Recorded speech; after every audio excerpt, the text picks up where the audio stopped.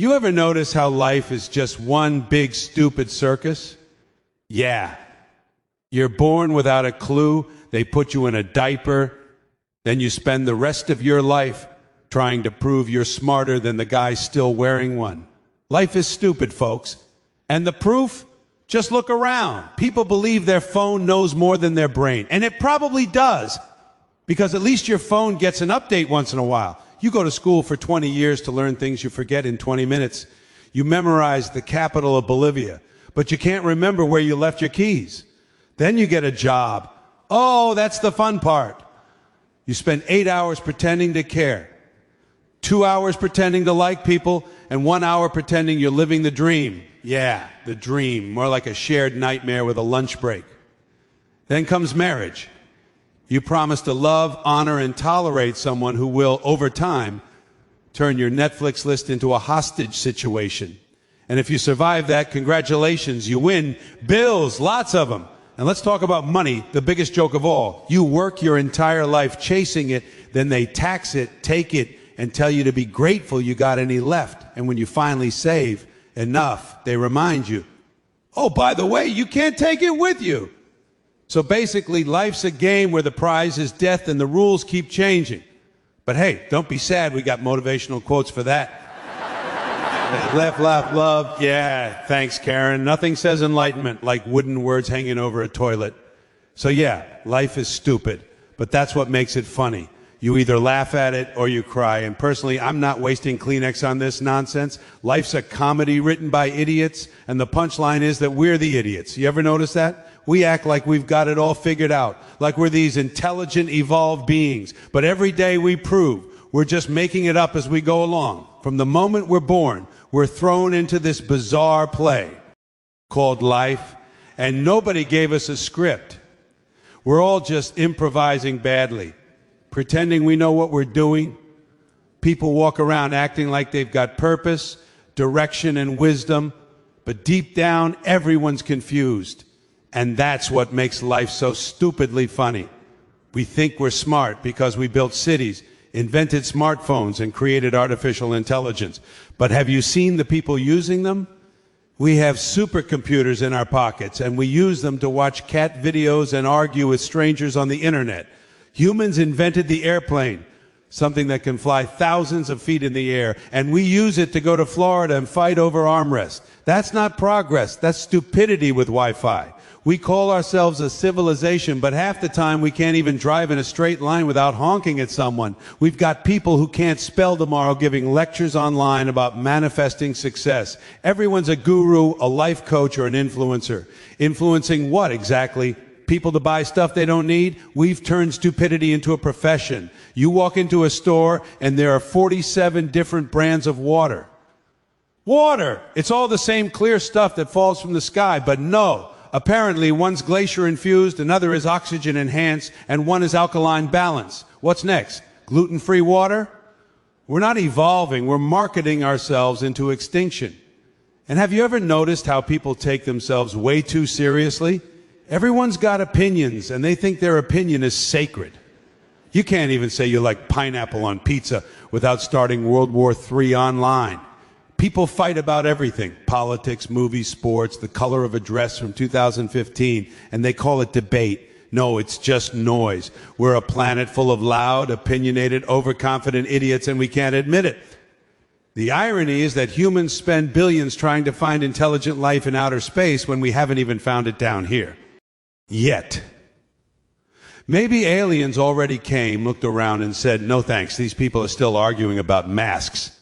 We brag about how far we've come as a species. We've been to the moon, sure. But have you tried calling customer service lately? You'll spend 45 minutes yelling representative into a phone and somehow end up talking to a robot that doesn't understand the word help. We can land rovers on Mars, but we can't figure out how to make printers work on the first try. That's not intelligence. That's a cosmic joke. And the education system, don't even start. We send kids to school for 12 years, fill their heads with algebra and geography, and then send them into the world completely unprepared for real life. They can tell you the capital of Mongolia, but not how to pay taxes or fix a leaky faucet. Life's stupid because the things that actually matter, like how to be kind, how to stay sane, how to find meaning, nobody teaches you that. You've got to learn it the hard way, through trial, error, and a whole lot of regret. You grow up thinking the adults know what they're doing. Then you become one and realize everyone's just faking it. Parents, politicians, teachers, bosses, all improvising their lines in this big, unorganized comedy sketch. Nobody has control. Everyone's pretending.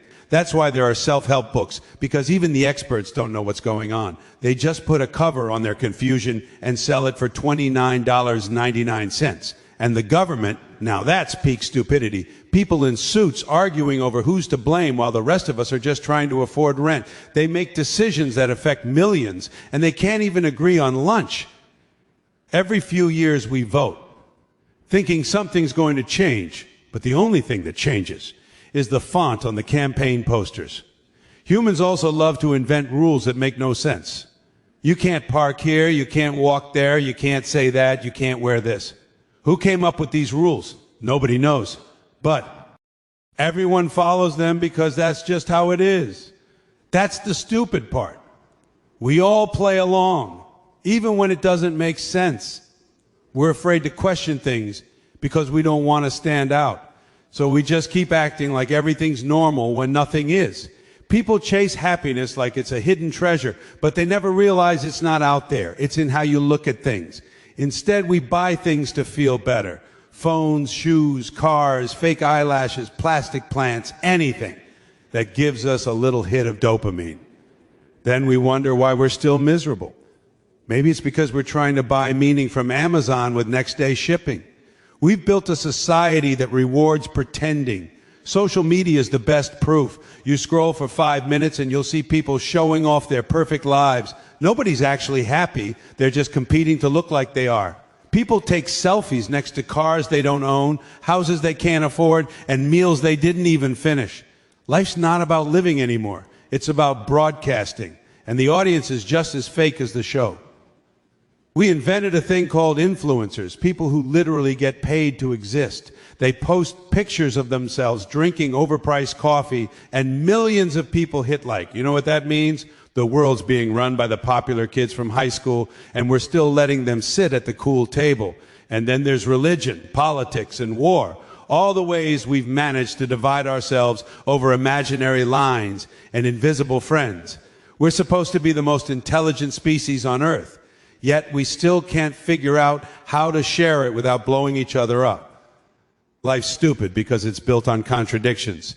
We preach peace, but we fund war. We talk about saving the planet while dumping garbage into the ocean. We say, love your neighbor, but we don't even know their name. The truth is, most of what we call life is just one long improvisation. You wake up, you try not to die, you make it through the day, and you do it again. Some people find meaning in it, others find memes. But everyone's trying to survive in a world that doesn't make sense. We chase success, we chase money, we chase validation, and the only thing we never catch is peace. So yeah, life's a comedy written by idiots, but maybe that's what makes it bearable. Maybe the stupidity is what keeps us going. Because if we ever stopped and really thought about how absurd everything is, we'd all lose our minds. So instead, we laugh. We laugh at the nonsense, the chaos, the contradictions, because laughter's the only smart thing left to do in a world this dumb. Technology outsmarted us, and the proof is everywhere you look. We live in an age where our phones are smarter than the people using them. Machines have evolved faster than minds, and now we're stuck in a world where everything is smart, except the humans who invented it. Smart TVs, smart homes, smart cars. But when the Wi-Fi goes down, civilization collapses. 1 minute you're watching Netflix, the next you're pacing around your house like a caveman holding a useless piece of glass that used to be your life support. You ever notice that people panic more when they lose their phone than when they lose their wallet? You can lose cash, cards, or even your dignity. But if you misplace your phone, suddenly it's a national emergency. The average person will retrace every step they took for the last 12 hours, tear apart their furniture, and even accuse innocent family members of grand theft smartphone. The irony is, The phone that you can't find. It's tracking you. It knows where you were, what you searched, and what you said about your boss last night. But somehow, it can't find itself. That's technology for you. Smarter than us, dumber than logic. We've built an entire species of machines to make life easier, but they've only made it lazier. You used to have to walk to turn on the lights. Now you just shout into the air, "Hey Alexa, turn on the lights." And she does it. The funny part, half the time she doesn't even listen. You end up screaming at a cylinder because it didn't understand your accent. Then you start arguing with it like it's a real person. I said lights on, not play Justin Bieber. We've reached a point where humans lose arguments to voice assistants. Somewhere, Darwin is watching this and deleting his theory of evolution. And don't get me started on autocorrect. The world's most confident idiot. You type one thing, it changes it to something that ruins your whole message. You try to text your boss, "I'll be there soon," and it sends, "I'll be bare soon." One typo, and suddenly you're in HR explaining your bare commitment to deadlines. Technology doesn't care. It just corrects you into disaster with a smug little buzz. We rely on GPS to go everywhere now. People can't read maps anymore. They just obey the voice that tells them to turn left. You could drive off a bridge and still someone in the passenger seat would say, "But the GPS said so." And we trust it. We follow digital voices more than we follow common sense. There are people who would rather crash into a lake than admit that maybe, just maybe, the robot was wrong. The internet was supposed to connect us, but somehow it made us more divided, distracted, and delusional. We used to have real conversations. Now we have comment sections, angry digital arenas where everyone's an expert on everything. You post a picture of your lunch, and there's always that one guy in the comments, "You shouldn't eat that, it's not vegan." Technology gave everyone a microphone, and now we're drowning in noise. Social media is the biggest joke of all. It started as a way to stay in touch with friends. Now it's a global contest for who can pretend to have the best life.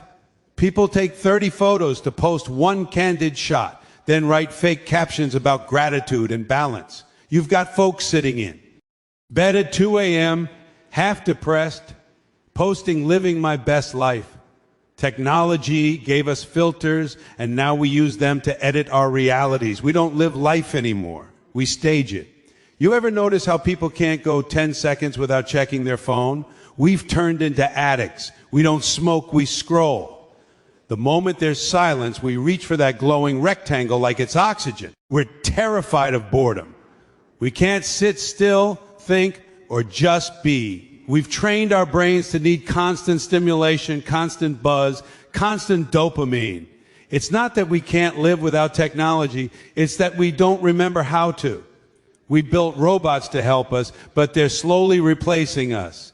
Self-checkout lanes, automated customer service, AI chatbots, machines doing what humans used to do. And the best part, we're training them to be smarter, faster, and cheaper than us. That's right, we're teaching our replacements. Every time you solve a CAPTCHA, you're proving you're not a robot by helping one learn how to read traffic lights. We're literally volunteering to make ourselves obsolete. And then people act surprised when robots start doing human jobs. AI is taking over. No kidding. You asked Siri to write your emails, told ChatGPT to do your homework, and now you're wondering why the machines are better at it than you. It's not their fault. It's ours. We outsourced thinking. We gave away the one thing that made us unique, the ability to struggle, to think, to reason, and we traded it for convenience. Our ancestors had to hunt for food, build fires, and survive storms. We complain when Netflix buffers. We call customer service if our food delivery is 5 minutes late. We've turned into soft, spoiled users of technology that we don't even understand. Ask someone how Wi-Fi works and they'll just say, "I don't know, it's in the air." No, genius, that's oxygen. You breathe that. Wi-Fi is the invisible magic you panic over when it disappears. Even relationships have become victims of technology. Dating apps turned love into an algorithm. You don't meet people anymore, you swipe them. Compatibility is now measured in emojis and how often someone types LOL. People fall in love with profiles instead of personalities. You go on a date, and both of you are glued to your phones, taking pictures of the food instead of talking to each other. Romance has become a highlight reel for strangers online. And when technology fails, people don't know what to do. The moment there's a power outage, everyone panics like civilization ended. You see people staring at blank screens, confused, like what now? Maybe talk to each other, read a book? Nah, too hard. Better to just sit there and wait for the Wi-Fi to come back like it's Jesus returning. We've reached a point where machines are learning faster than we are. Artificial intelligence can create music, art, code, and even write speeches that sound human. Meanwhile, actual humans are struggling to form complete sentences without using abbreviations like LOL or BRB. We've raised a generation that thinks creativity means adding filters to someone else's work. Even humor's not safe. Comedy used to come from life experience. Now it's just TikTok trends and recycled memes. You've got AI generating jokes, and they're better than half the comedians on Instagram. People used to laugh at each other. Now they laugh at screens. And we wonder why everything feels empty. Technology was supposed to save time, but somehow we have less of it. We're always busy but never productive. We multitask ourselves into burnout, texting while eating, scrolling while walking, watching shows while pretending to listen to people talk. We can't focus on anything for more than 15 seconds. We've turned attention spans into endangered species. You ever notice how every new invention comes with new problems? First, we built the car, then we needed traffic laws, seatbelts, and insurance. Then came phones. Now we need screen time limits and digital detox camps. Every solution creates another problem that needs another solution. It's like patching a sinking ship with bubble gum. Technology has become our mirror. It shows us who we are. We wanted control, but we got dependence. We wanted connection, but we got addiction. We wanted intelligence, but we got artificial intelligence. We thought we were building tools. Turns out we were building teachers. And the lesson they're teaching us? That evolution doesn't guarantee wisdom. Even the language has changed. We don't talk, we text. We don't laugh, we LOL. We don't visit, we FaceTime. Everything's virtual, simulated, instant, except fulfillment. We chase likes, views, followers, digital approval from people who wouldn't recognize us in real life. And when we don't get it, we feel empty, anxious, irrelevant. Technology created a new kind of poverty, emotional poverty. It's ironic. The more connected the world gets, the lonelier people become. We're surrounded by notifications, but starved for real conversation. People sleep next to their phones, wake up to check messages, and measure their worth in pixels. We've confused validation with connection and entertainment with purpose, and yet we keep upgrading. Every year there's a new phone, a new feature, a new must-have device. We line up outside stores like pilgrims at a temple, worshiping at the altar of consumer technology. The new model comes out, and suddenly the one that worked perfectly fine yesterday is slow and obsolete. Technology doesn't just evolve, it manipulates us into believing we're behind if we don't keep up. We've become so obsessed with the future that we forgot how to live in the present. People walk through beautiful places with their eyes glued to their screens, recording memories they'll never actually experience. We're documenting life instead of living it. And one day, we'll realize that while we were staring at screens, life was happening somewhere else. Technology isn't evil. It's just a mirror. It reflects our laziness, our impatience, our greed for convenience. The machines aren't the problem. It's the humans behind them. We built something smarter than ourselves, and now we don't know how to handle it. We gave technology power over our time, our attention, and even our emotions. And we call that progress. So maybe the truth is simple. Technology didn't outsmart us. We outdumbed ourselves. We handed over our curiosity, our patience, our sense of wonder, all for the illusion of comfort. We stopped thinking because our devices do it for us. And the saddest part, we're okay with it. Because as long as the battery's charged, the Wi-Fi's on, and the screen's bright, we can pretend we're still in control of a world that already belongs to the machines. Work is legalized misery, and the world treats it like a sacred ritual. You're born, you grow up, and before you even understand what happiness feels like, somebody hands you a time card and says, "Welcome to the real world." The real world, where your dreams go to die between 9 and 5, Monday to Friday, with unpaid overtime on the weekends if you're really dedicated. Society tells you that if you work hard, you'll be successful. But what they don't tell you is that you'll spend most of your life doing something you hate, surrounded by people you can't stand, just to afford things you don't need. They call it a career, but it's really a long-term sentence with a paycheck instead of parole. You wake up to an alarm clock that sounds like the cry of your dying soul. Drag yourself out of bed and join the morning zombie parade known as the commute. Millions of people half asleep, clutching coffee like it's in Ford drip for sanity, sitting in traffic wondering what bad decision led them here. They tell you to follow your passion, but passion doesn't pay rent, so you settle for stability, which is just another word for surrender. You spend 40 hours a week pretending to care about things that don't matter. Spreadsheets, reports, meetings, endless meetings where people use phrases like circle back, touch base, and synergize, as if using fancy words makes their nonsense meaningful. You sit through hours of discussions about problems nobody intends to solve. Everyone nods, takes notes, and then does absolutely nothing different afterward. It's like watching professional time wasting with PowerPoint slides. And every job has that one person, the motivational manager, you know the type, always chipper, always quoting some nonsense about teamwork and positive thinking. We're not just co-workers, we're family, really, because I don't remember choosing this family, and half of them I'd block on social media if I could. They try to make it sound noble, like working. Late is a badge of honor. We're all in this together. No, we're not. You're in it for the bonus, I'm in it for survival, and the company's in it for profit. Let's stop pretending it's a love story. Then there's the corporate ladder. The tallest, most dangerous joke ever invented.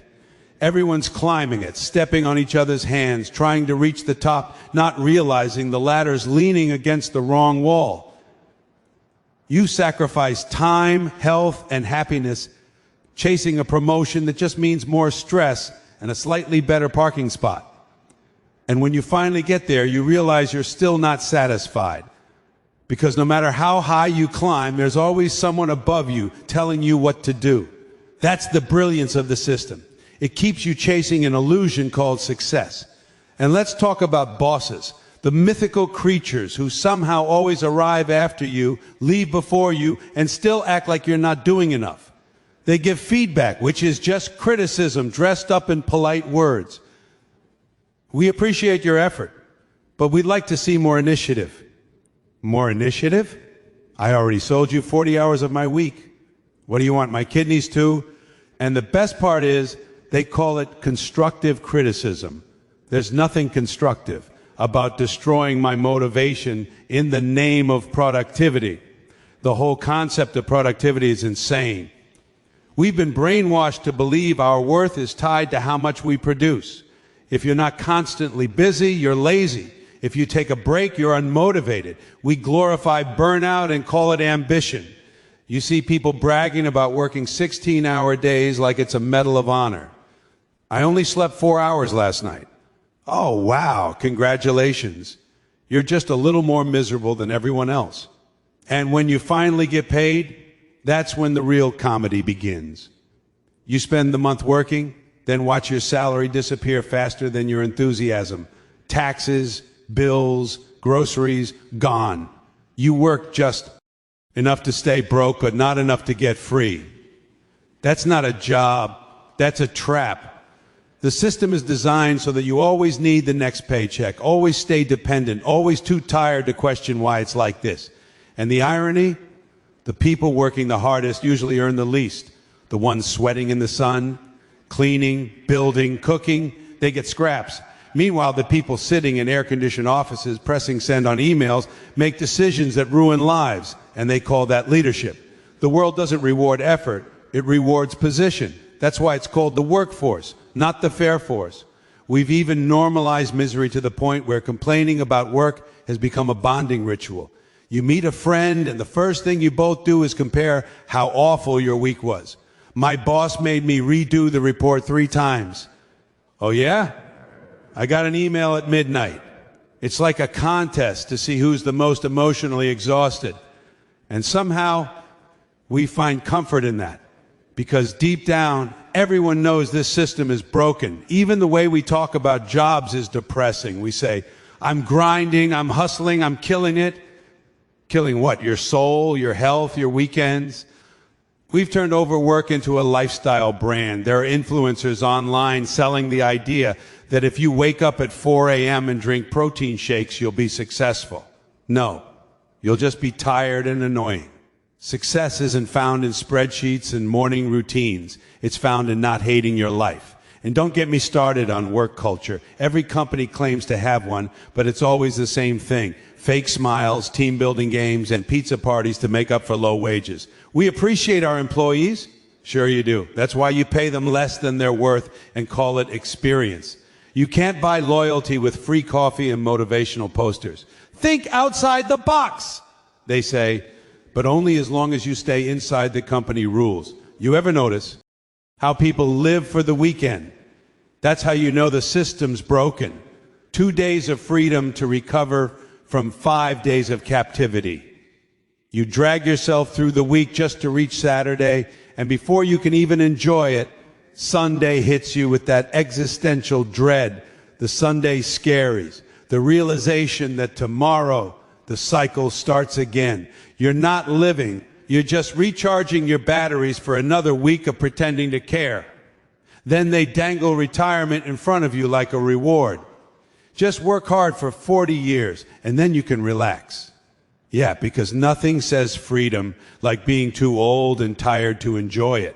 You sacrifice your youth for money, then your money for health, and by the time you realize what happened, you're sitting in a rocking chair, staring out a window, wondering where all that hard work got you. And for what? To buy stuff, to keep the economy going. You work to make money to buy things made by someone else who's also working for money. It's an endless circle of consumption disguised as progress. People buy bigger houses, newer cars, fancier phones, all to prove to other miserable people that they're slightly less miserable. We call that success. Even technology didn't save us from the misery of work. It just made it harder to escape. You can't leave work anymore because work follows you. Emails, messages, pings. You're always available. You could be on vacation, sitting on a beach, and your boss will text, "Quick question." There's no such thing as time off anymore, just working from somewhere else. And if you try to quit, they call you ungrateful. You should be thankful you have a job. Thankful for what? For selling my time to people who don't know my name? For spending my life helping someone else get rich? Gratitude shouldn't come from survival, it should come from meaning. But most jobs don't offer meaning. They offer money, and we've been taught that's enough. The funniest part is that we were all told to. Chase the dream job, as if that's even real. There's no dream job, just different flavors of exhaustion. You could be doing what you love, but the second it becomes a paycheck, it starts feeling like a chore. That's the curse of capitalism. It takes your passion, monetizes it, and then drains the joy out of it. People say, if you love what you do, you'll never work a day in your life. That's a lie. You'll work every day, but now your disappointment will be harder to explain because you're supposed to be happy. You'll smile through burnout because society told you its purpose. You'll post pictures of your workspace, your coffee mug, your grind, and convince yourself it's worth it. Until one day you realize you've spent your best years chasing approval from a system that doesn't care if you exist. Work is legalized misery because it disguises itself as meaning. It tells you that you're contributing, building, providing, but most of the time you're just surviving. You trade hours of your life for money, and then you use that money to buy back slivers of freedom that were yours to begin with. And the cruel joke? You call it success. Every day, billions of people wake up to repeat the same pattern, convinced it's normal. They don't question it because questioning it would mean facing the truth. That maybe, just maybe, the system isn't broken by accident. It's designed this way to keep you busy enough not to think, tired enough not to rebel, and dependent enough to keep going. That's not life. That's maintenance. So, you go back to work, smile for the ID badge, nod through another meeting, and keep pretending that this is what being an adult means, because everyone else is doing it too. And if there's one thing society loves more than productivity, it's shared misery. The comfort of knowing we're all trapped in the same fluorescent lit joke called a career. Oh, you ever notice how people take life so seriously, like they're auditioning for some cosmic job interview they'll never get? Everybody's walking around with their heads full of plans, 5-year plans, vision boards, bucket lists, like the universe gives a damn about your to-do list. You think Mother Nature's up there saying, oh, Jeff wants to open a smoothie shop in 5 years. Better hold off on the hurricane. No, the universe doesn't care. It's like a giant, random, ongoing comedy show, and we're all extras who think we're the stars. You wake up, brush your teeth, check your phone, and bam, you're still stuck on a floating rock spinning around a fiery ball, pretending your emails matter. People say, life is what you make it. Really? Because I tried making it better, and it came out overcooked and underpaid. You can't make life. It's already been made. You're just stuck in it. You're not the chef, buddy. You're the leftover. You're the reheated pizza in the back of the fridge that keeps showing up at work on a Monday morning. And everyone's telling you to live your best life. Oh, sure. Just as soon as I pay off this imaginary thing called debt, right? We live in a world where people spend their lives paying off invisible numbers that exist only in computers, and we call that progress. And don't get me started on being happy. That's the biggest scam of them all. People are obsessed with being happy, like it's a full-time job. They read books about it, go to seminars about it, buy crystals, chant affirmations in the mirror. I am enough, I am strong, I am centered. Then they walk outside, hit traffic, and lose their minds because someone cut them off. Happiness isn't a state of mind. It's a commercial break between the chaos. It's the moment when your Wi-Fi reconnects and you feel like you can breathe again. That's happiness. Temporary, fleeting, and powered by a router. We've built an entire civilization around pretending we know what we're doing. Look around. Half the world thinks the earth is flat again. The other half is arguing about whether AI will steal their jobs, as if they loved their jobs in the first place. Everybody's worried about being replaced by robots. Newsflash, if a robot can replace you, maybe you were already halfway there. Machines don't take lunch breaks, they don't complain, and they don't have Mondays. The real problem isn't that robots are becoming more human. It's that humans are becoming more robotic. We follow schedules, chase likes, and update our status every time we sneeze. And people always say, life is precious. Really? Have you seen what people do with it? They binge watch garbage, argue online, and take selfies with their lunch. We're the only species that can destroy the planet while taking a duck face photo in the process.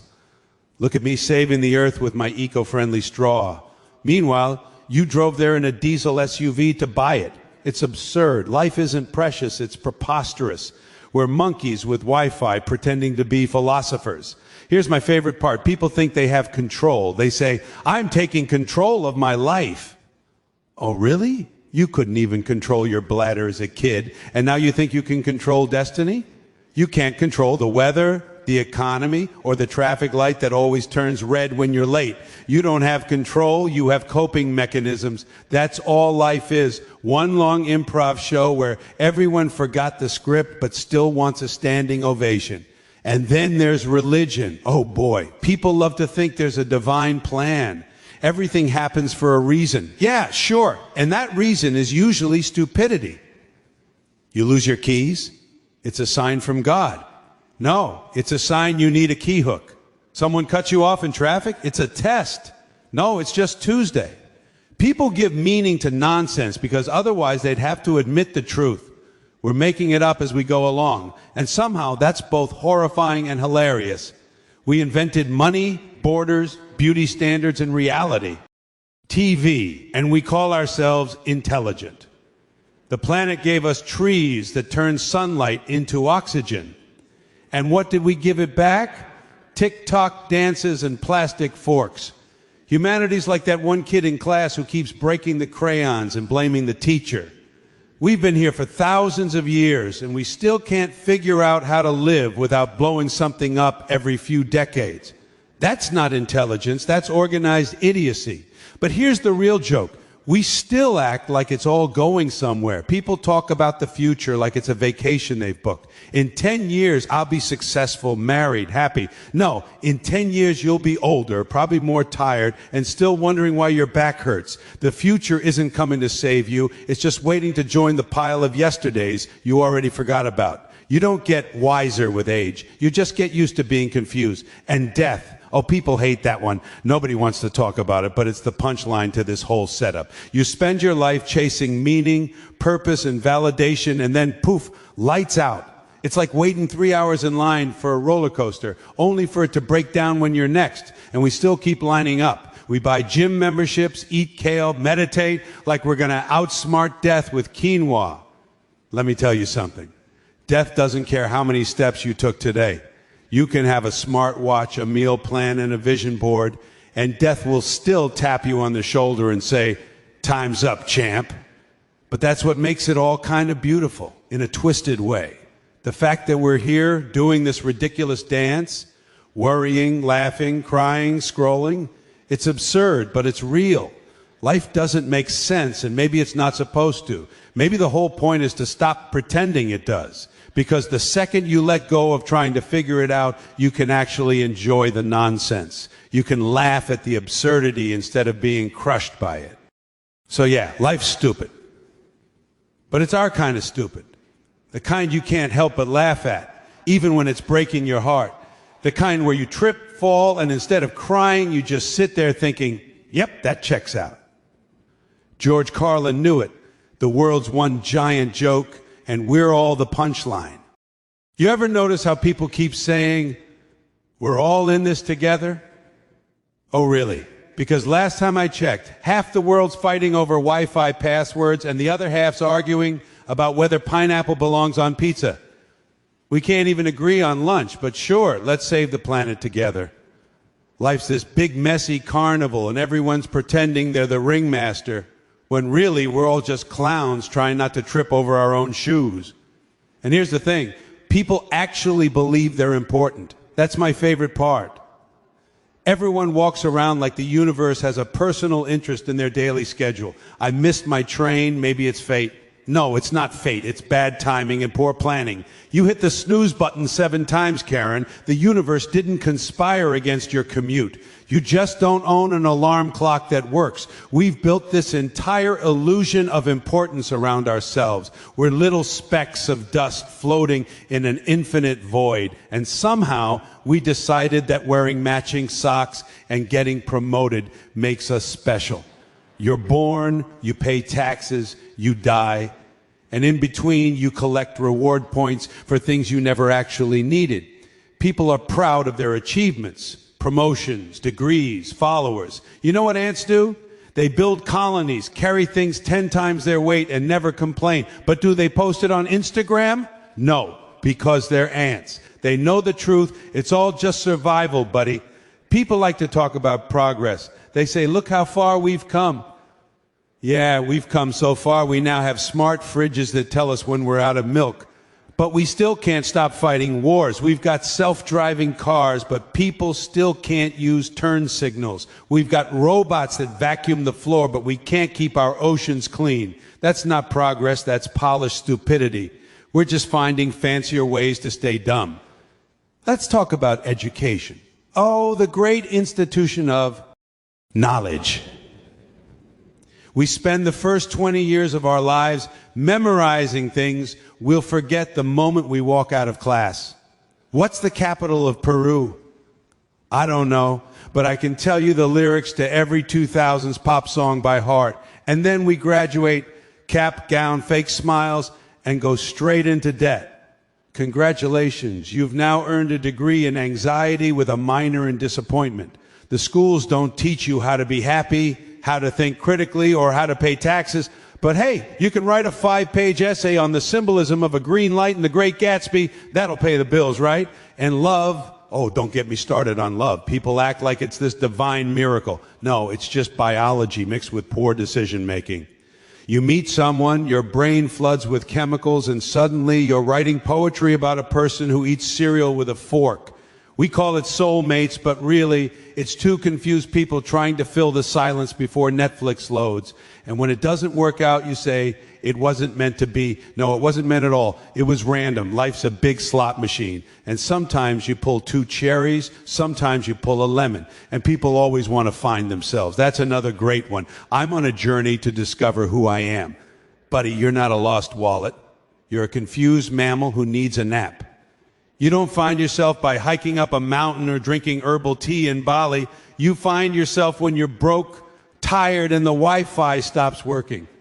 That's when the real you shows up. The one who panics because you can't Google how to fix your own problems. Then there's health. Everyone's obsessed with wellness now. People pay thousands for detox retreats, like your liver doesn't already come with a built-in filter. You don't need a juice cleanse, you need common sense. But no. People would rather drink celery smoothies and post it online because that's what matters. Not being healthy, but looking healthy. You could be on your deathbed, but as long as you post a selfie with a protein shake, people will comment, goals. And the beauty industry, that's the ultimate scam. They've convinced billions of people that they're not good enough just so they can sell them creams, serums, and anti-aging potions that don't work. We've got billion-dollar companies selling natural beauty in plastic bottles. That's like selling honesty in a politician's campaign. People inject their faces, contour their bodies, and then wonder why they can't recognize themselves anymore. Newsflash, you're not ugly, you're just broke. If everyone could afford the filters, nobody would have insecurities. Oh, and let's talk about work. People spend their entire lives working jobs. They hate to buy things they don't need to impress people they don't like. That's not life. That's a treadmill of madness. We call it hustle culture. Wake up at 5 a.m., drink coffee that tastes like burnt dirt, answer emails and pretend you're passionate about spreadsheets. Then when you finally get home, you collapse on the couch and call it grind mode. You know what that grind really is? Your soul turning into dust. Then every few years, people say, I need a vacation. So they go somewhere crowded, take pictures and post captions like finding peace. Meanwhile, they're screaming at hotel staff because the Wi-Fi's slow. You don't need a vacation, you need a purpose. But no one wants purpose. They want distractions. That's why we invented smartphones, tiny devices that make us feel connected while we drift further apart. People scroll through their lives like zombies. We used to look up at the stars and wonder about existence. Now we look down at screens and wonder why nobody liked our post. And here's the punchline. People actually think this circus is normal. They wake up, go through the motions, and call it being responsible. Responsibility, as we define it, is just conformity dressed up in a suit. Pay your bills, stay quiet, and don't ask questions. The system loves obedient people. It trains you from birth, school, job, retirement, like a hamster running laps on a wheel that leads nowhere. But if you ever stop and say, wait, this doesn't make sense, people call you crazy. Maybe crazy is just what sane looks like in a stupid world. Technology was supposed to make life easier, right? That's what they said. But now people have panic attacks if they don't find their phones for 5 minutes. You used to lose your keys. Now you lose your identity because it's stored in the cloud. Everything's connected, and nobody's actually connecting. People send I miss you texts to people they never see. They use emojis to express feelings they don't understand. We're evolving backwards, emotionally advanced goldfish. And finally, the big cosmic joke, death. People are terrified of it. They spend their lives pretending it doesn't exist, then act shocked when it shows up. I can't believe it happened to me. Why not? It happens to everyone else. You didn't think you were getting out of this alive, did you? Life's not a game you can win. It's one you get to play for a while, then hand over to the next batch of confused souls. That's what George Carlin was really trying to tell us, that life's not profound, it's profoundly stupid. But that's the fun of it. The chaos, the contradictions, the cosmic jokes, that's the show. You can cry about it or you can laugh. Because the truth is, laughter is the only thing that makes the stupidity bearable. And if you can laugh at life, really laugh, you've already beaten the system. You become the only sane person in a world that's lost its mind.